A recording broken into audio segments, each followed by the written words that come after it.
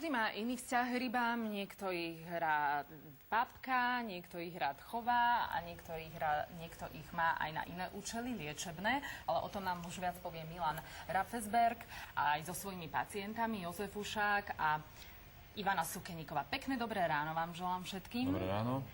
Pán Milan, tak o akú metódu ide liečivu rybičkami? A hlavne by sme si teda mohli povedať, že nie sú to také obyčajné rybičky, akváriové, áno? Môžu byť aj v akváriu, ako vidíte. Jedná sa o čela cyprináde caprovitu. Latinský názov rybičky je Gara rufa. Tieto rybičky sa používajú na ichtioterapiu. Tá ichtioterapia, ten zase latinský názov ichtio, ryba terapia. Takže skrátko tak. A čo robia tie rybičky teda? Tie rybičky... Čomu pomáhajú? Na aké choroby sú určené? Ako pomáhajú ľuďom? Tá ichtioterapia sa používa hlavne pre ľudí s kožnými ochoreniami. To znamená psoriáza, atopický ekzém, dermatitída, ichtióza, ale aj na kozmetické účely, to znamená vrásky, ceulitída, všetko, čo sa týka pokožky. To znamená, že ja sa ponorím do nejakého priestoru, kde sú tie rybičky, oni už si ma tak obhryskajú. Originál vo svojej domovine sú veľké bazény a tam sú namočení ľudia po stovkách. My to prevádzkujeme tak, že máme kvôli hygiene, individuálnu vaňu, individuálne rybky pre každého klienta. Ten sa ponorí do tej vane a tie rybičky vlastne ho začnú okusovať. Inak, ak by ste mali aj vy otázky, vážení diváci, môžete nám ich písať na rannymagazin@stv.sk. Pán Rafesberg vám určite rád odpovie. Máme tu aj dvoch pacientov, pán Jozef a Ivanka. Vy ste sa na čo liečili týmito rybičkami? Aké problémy ste mali? Tak ja som mal psoriázu, nemám teda. No, som sa dozvedel v regionálnych novinách, potom už som to zašiel.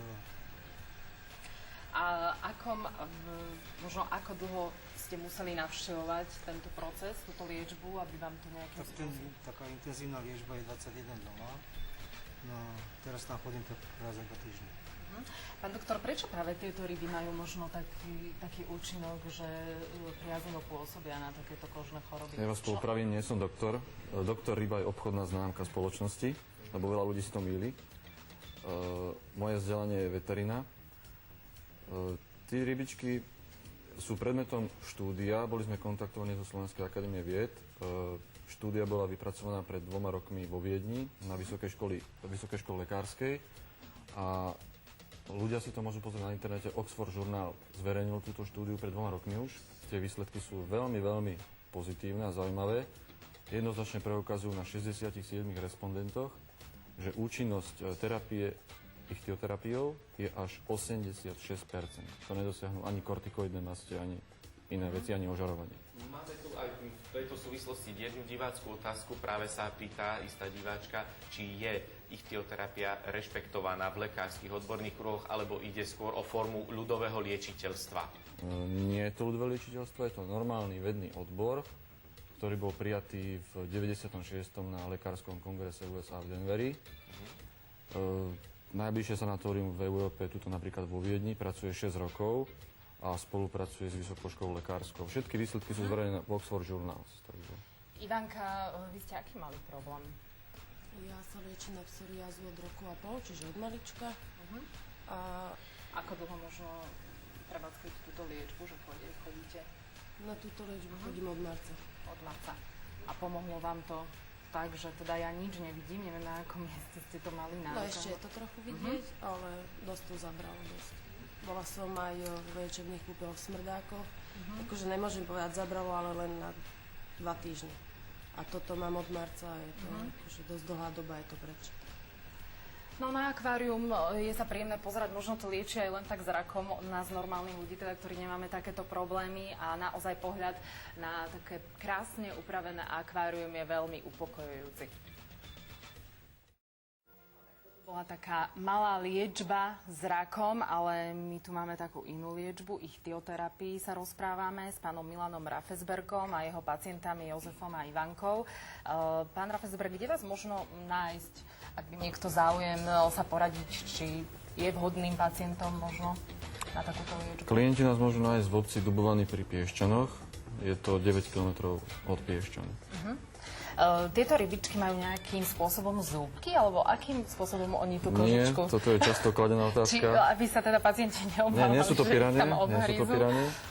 Majú pery, ja to poviem, že si tak skresleno, vyskúšať nič môžete samozrejme, ale určite nepôjdu, lebo sú vystresované. Pôjdu. Inak by išli aj na zdravého pacienta, keď tam Áno, necítia, chodia aj že zdraví tam je ľudia, nejaká chorá koža? chodia na peeling, napríklad chodia modelky na peeling. Vážne? Áno, vrásky, ceulitída. Fúha, tak to má široký... Majú chlopky na perách a tými chlopkami vlastne brúsia tú pokušku a pritom vylučujú tú tekutinu, ktorá je predmetom skúmania, lebo tá tekutina vlastne pôsobí Lieči proti vlastne. zápalu a lieči. Máme aj fotografie, v réžiu poprosím, máme fotografie vás, Jožko, ale neviem, či Ivanky nás nie, ale ako ste teda vyzerali predtým, aké problémy ste mali a aké sú výsledky, tak výsledky sú naozaj, dá sa povedať, že viditeľné. Vy ste nemali obavy, keď ste išli na liečbu? Je to taký nezvyk. Do tej vany som musel celý ponoriť a tak Aký je to pocit, Ivanka? No, príjemné to je. Je to príjemné, také ako perličkový kúpeľ, také niečo. Čiže nemá to nejaké, necítiš pri tom nejakú bolesť? Len na tvári, keď sa ponáram na tvári, to je cítiť. Jedna z diváckych otázok je, či teda tá procedúra je príjemná, respektíve nepríjemná a ešte kde by mohli nájsť informácie na internete? Tak na internete máme webovú stránku www.doktor.riba.sk. A teraz k tej terapii, či môže byť príjemná, nepríjemná, podali ste, že to je to ako perličkový kúpel. Ja to poviem tak, mám 2 deti, ročné a štvoročné a je problém dostať ich z tej vane von. Áno. Kde má pôvod táto liečebná metóda? Lebo ľudia majú samozrejme predovšetkým v pamäti obrázky z rôznych dovoleniek a destinácií, kde sa takto chodia celé zájazdy liečiť. Myslím si, že je to niekde v Turecku, Áno, v presne, je Chorvátsku. to v Kangale, Kangalská vyvýšenina. Sú to hotelové komplexy s bazénami, kde pretekajú tieto horúce pramene. A tuto vlastne tí ľudia z celého sveta prilietajú a liečia sa, máčajú sa. My vám veľmi pekne ďakujeme. Dúfam, že budú pribúdať teda pacienti vyliečení a veľa ľuďom to pomôže. Ďakujeme aj vám, Jozef. Ivanka, nech sa vám teda darí. Veľa zdravia.